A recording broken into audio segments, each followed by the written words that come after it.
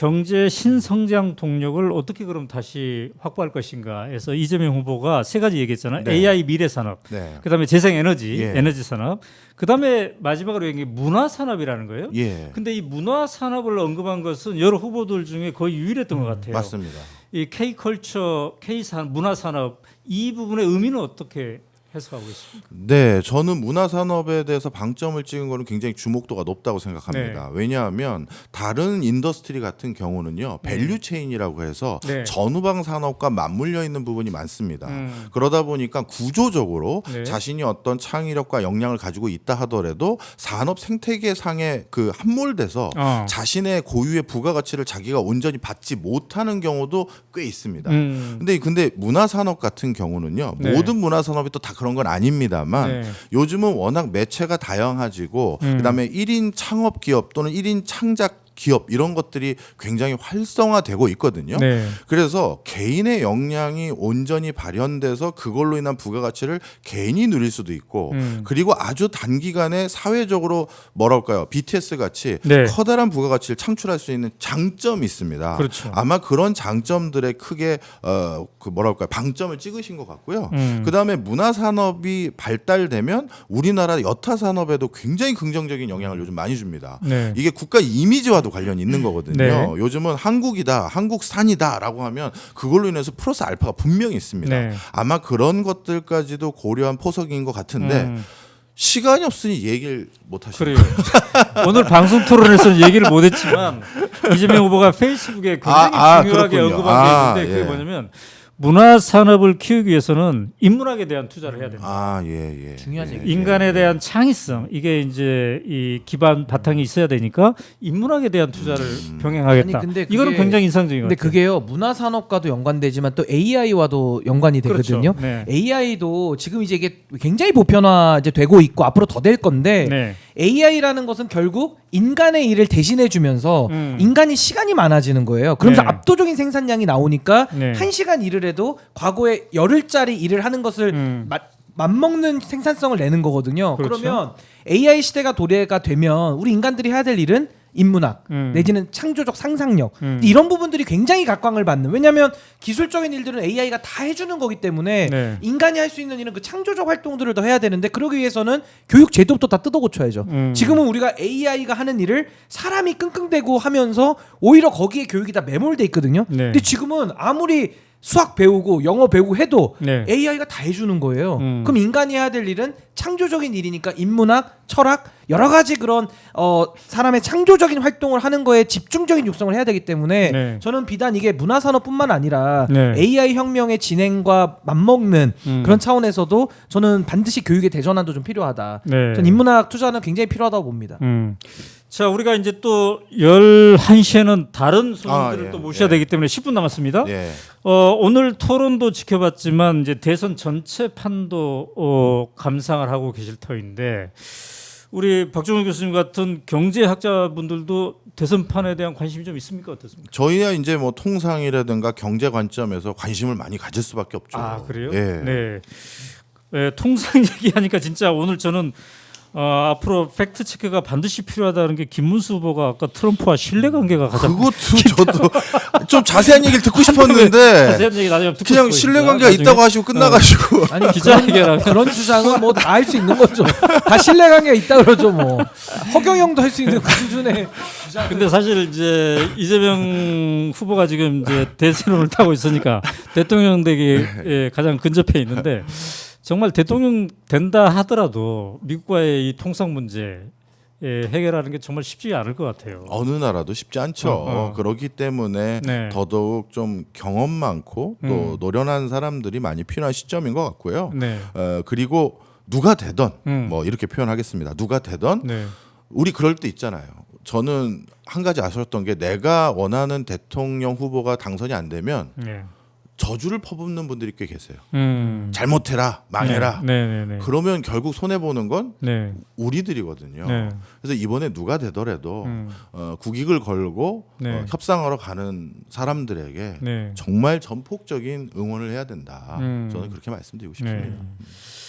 이재명 후보가 주식 투자자들과도 대화를 많이 하던데. 그래서 저희 쪽은 되게 반가워하는 부분이 많죠. 그나마 주식에 대해서 저희 쪽 용어를 아주 디테일하게 쓰시면서 네. 아주 정확하게 그 얘기하시는 아마 건국일의 유일한 대통령이었던 것 같은데. 그래서 지난번에 3프로 TV하고도 하더니 그 후에 또 다른 젊은 네, 그것도 투자자들하고 맞습니다. 또 하더군요. 네. 근데 그것도 저는 굉장히 바람직하다고 생각을 합니다. 음. 나이 많이 드신 분들은 주식 투자에 대해서 오해들을 좀 하십니다. 네. 하지만 이제 주식이라는 건 우리 기업체들에게 견실한 기업 자금이 흘러가는 대표적인 경로가 됐고요. 네. 또 이제 월급만 가지고 생활하기가 이제 정말 빠듯합니다. 우리 청년들은요. 네. 그런 상황에서 견실한 투자 자금이 산업자본으로 오는 경로로 네. 주식시장을 부양하는 거는 어느 OECD 국가도 다 하는 일입니다. 그거에 대해서 이해도가 높다라는 것도 이번에는 좀 부각이 되면 이재명 네. 후보에게 정말 도움이 됐을 텐데 그걸 알아서 그런지 아무도 물어보질 않더라고요. 네. 근데 이제 기본적으로 주식 시장이라는 게 네. 펀더멘털도 있을 것이고 네. 또 외풍도 있잖아요. 있죠. 외국 시장. 네. 근데 이재명 후보가 내가 되면 뭐 4,500, 5,000 될 수도 있어. 이렇게 얘기하면 예. 주식 시장에 그쪽에 계신 분들은 어떻게 받아들입니까? 일단 저희는 제발 그렇게 되길 바라는 마음이 크죠. 아니, 우리 돈 넣는데 그거 안 되길 바라는 사람이 어디 있습니까? 이제 믿음이 가냐 이거죠.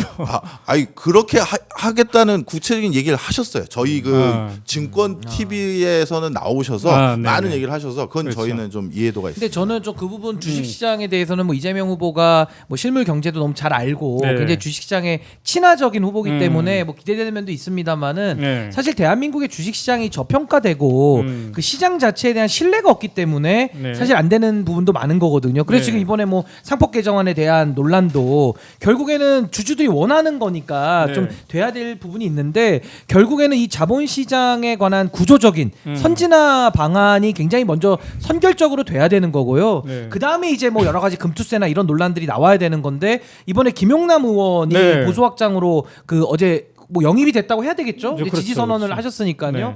그러니까 김용남 의원이 늘 얘기했던 게 이 주식시장, 자본시장 선진화 방안, 또 네. 많은 소액 주주들이 원하고 있는 이제 그런 부분들이기 때문에 아마 그런 영입을 놓고 봐도 네. 이재명 후보의 그 코스피 5천 시대 저 상당히 좀 기대가 되는 면이 많이 있다라는 생각이 듭니다. 김용남 전 의원의 영입을 보면서 다음 타자가 누구일까? 아. 신나무개는 아닐까? 저요. 예, 신나무개는 아닐까 이런 생각. 제 이름도 조금씩 나오긴 하던데 나오고 있어요? 저는 존재감이 그렇게 크지 않습니다.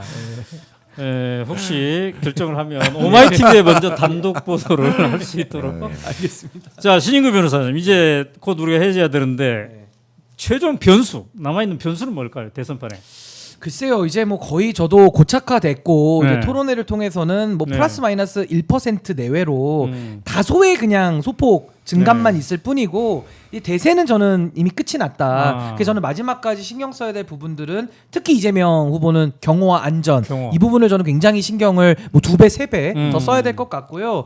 이제 아마 김문수 후보는 글쎄요, 구름 위에서 내려오실 시간이 한 보름 정도 남은 것 같습니다. 네. 이제 이 대선 패배 이후에 네. 저는 국민의힘이 전 분당 가능성까지 보거든요. 그래서 굉장한 후폭풍에 빠져들 것이고 네. 이준석 후보도 아마 이번 대선을 이후로는 아마 본인이 소속된 정당이 다음 대선 때는 저 당에 기호를 달고 누군가 나올까 저 굉장히 회의적이거든요. 네. 그러니까 상당히 한국 사회가 많이 변화가 있을 거기 때문에 네. 저는 대선 안에는 큰 변화는 없을 것이다. 저 그렇게 예상합니다. 자, 이준석 전문가로서 이준석 후보는 이 순간 나 이 정도면 그래도 내가 이 대선판에서 얻을 것 얻고 있어 이렇게 판단할까요? 아니면 아쉬워할까요? 저는 아쉬운 정도가 아니라 이불킥을 하고 있을 것 그래요? 같아요. 그러니까 오늘도 천하람 의원인가요? 네. 그분이 뭐 이제 토론 지나면은 이준석의 진가가 나타나서 뭐 45% 올라간다 뭐 이런 얘기도 했던데 네.